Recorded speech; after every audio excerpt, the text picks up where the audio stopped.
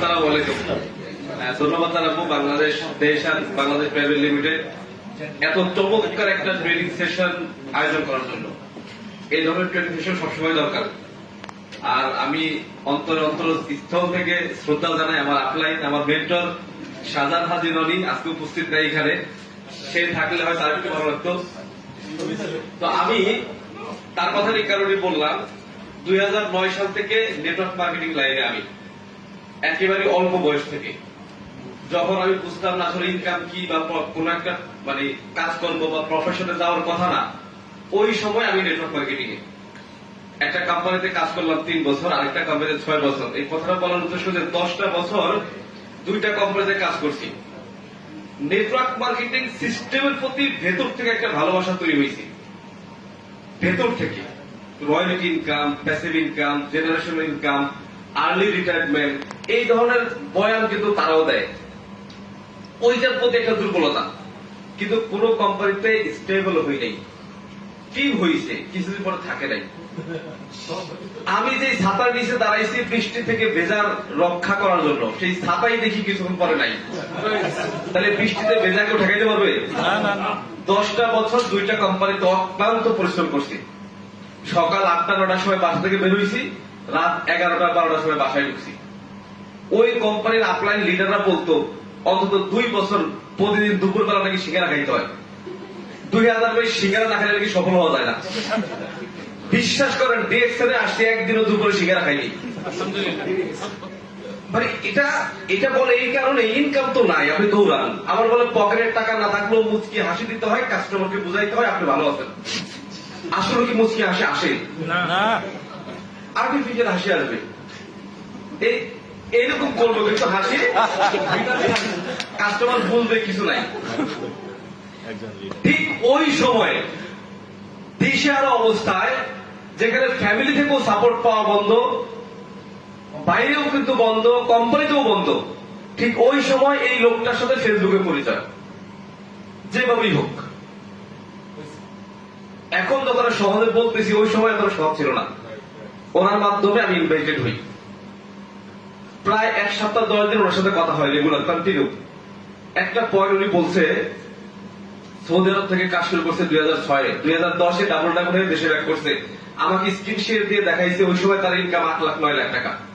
মাথার ভিতর চক্কর দিছে, 10 বছর কাজ করছে, এখন ইনকাম 0। আর উনি সৌদি আরব কাজ করছে, এখন 8 লাখ টাকা ইনকাম, অথচ উনি বাংলাদেশে মাসে ইনকাম।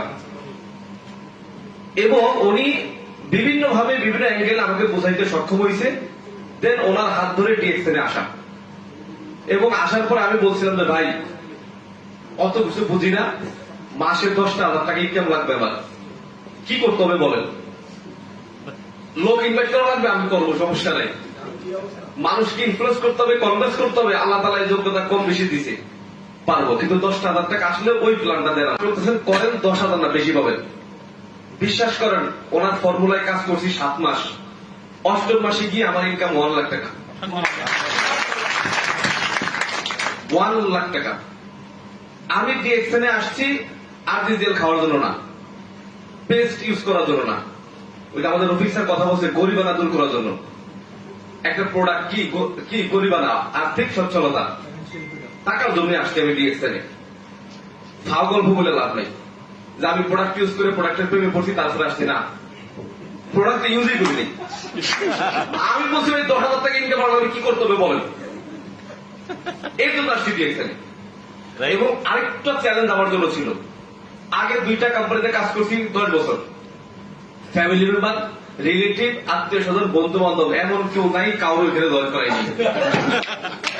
সবাই জয়েন করাইছি, সবাই ইনভেস্ট করাইছি, সবাই ধরা খাওয়াইছি, আমি নিজেও ধরা গেছি। ডিএক্সএন শুরু করছি, কেউ সাপোর্ট করে না, আবার গেলাম তাদের চোখ কপাল উঠে যায়। এতদিন 10টা বছরে যা করছিস তাও এখন টিকে আছে, এখন করলে এইটুকু শেষ, দরকার নেই, তুই বিদেশ যা, 2 ভাই বিদেশ থাকা, তুই বিদেশ যা। ওই পরিস্থিতিতে আমার ইনভাইট করার লোকও নাই, কার কাছে বলবো? আমার মনে হয় এরকম পরিপ্রেক্ষিতে আপনাকে পড়েন নাই। ওই 2টা কোম্পানির একজনকেও আমি ইনভাইট করিনি, একজনকেও না। টোটালি আমি টিম করছি বাইরের দেশে। আমি ঘরে বসে বসে খুঁজছি আমার ফ্রেন্ড সার্কেলের মধ্যে বিদেশে কি আছে, অপরিচিত লোক ফেসবুকে ঢুকে ঢুকে লক করছি, তার প্রোফাইলে ঢুকছি, তার চেহারা ভালো, ডেসাপটা ভালো, তার প্রোফাইল স্ট্যাটাস ভালো, তারা লক করছি, তার ফেসবুকের নিচে লেখা আছে লিভস কাতার, সিঙ্গাপুর, মালয়েশিয়া। আমি তাকে 8 বারে মেসেজ করছি, আসসালামু আলাইকুম ভাই, আপনি কি মালয়েশিয়া থাকেন? উনি মনে করছে আমি মালয়েশিয়া থাকি। উনি আবার আপনি রিপ্লাই করেন, না ভাই আমি মালয়েশিয়া থাকি না, কিন্তু আপনি চাইলে একটু কথা বলতে চাই। দেন আমি তাকে ইনভাইট করছি, অফার করছি। এইভাবে না হলে আমি 100-র উপরে স্পন্সর করছি, 100-র উপরে। সবই অপরিচিত গেস্ট, সবই অপরিচিত গেস্ট। বাট আমার পরিচিত কাউকে আমি বলিনি, পরিচিত 2-4 জনকে বলছি, তাও ডায়মন্ড হওয়ার পরে। আমি যখন ডায়মন্ড হয়েছি, তা আমি আপনাদেরকে বলতে চাই, এই যে আমরা এখানে যারা আছি না, আমরা চেঞ্জ হয়ে যাই, ডিএক্সএন মার্কেট চেঞ্জ হয়ে যাবে বাংলাদেশে ইনশাআল্লাহ। তো সেই জায়গাতে সেল বাড়বে, সবকিছু বাড়বে। অন্যান্য কোম্পানির কাছে আমরা আইডল হই, অন্যান্য কোম্পানির মেম্বারদের কাছে আমরা মডেল হই, গিয়ে ইনভাইট করা লাগবে না। আমার চাল চলন, আমার ড্রেস আপ গেটআপ, আমার ফেসবুক প্রোফাইল দেখে সে আমাকে আসবে, সেই আমার কাছে আসবে, ভাই কিছু করা যায় কিনা, ভাই আমি তো আমার জায়গায় ভালো নাই। এই যে এখানে যে আমরা 100 জন ডায়মন্ড থাকি, এই হল থেকে বের হয়ে আমাদের আজকে রফিক স্যারের ট্রেনিংটাকে সাথে করে নিয়ে বের হবো, 10 জন করে স্টাফদের আমরা সাথে নিব। তাহলে কত জন হবে? 100 জন লোক 10 জন করে নিলে কত হবে? 1000 হবে। আসলে আমরা 1000 লোক নিয়ে ফিল্ডে মুভ করি। একটা কথা মাথায় রাখবেন, আমরা দেখবেন যে ফুটবল খেলে কি হয়, 22 জন প্লেয়ার থাকে, বল থাকে কয়টা? একটা। ক্যামেরা কার পায়ে থাকে? যার পায়ে বল থাকে। আমরা 100 জন খেলোয়াড়, আমরা সবাই এখানে চেষ্টা করব বলটা যেন আমার পায়ে রাখতে পারি। বাংলাদেশের মার্কেট চেঞ্জ হয়ে যাবে। তবে বল আমার পায়ে রাখতে গিয়ে কেউ তো আবার লাল কাপ না খাই, অন্যজনের ক্ষতি করে না, ল্যাং মেরে না, ভাই আজকে আমার ঠিক আছে, ভাই আসলে আপনার মান নাম আইডি করে দিই, আসলে বাপের নাম আইডি করে দিই।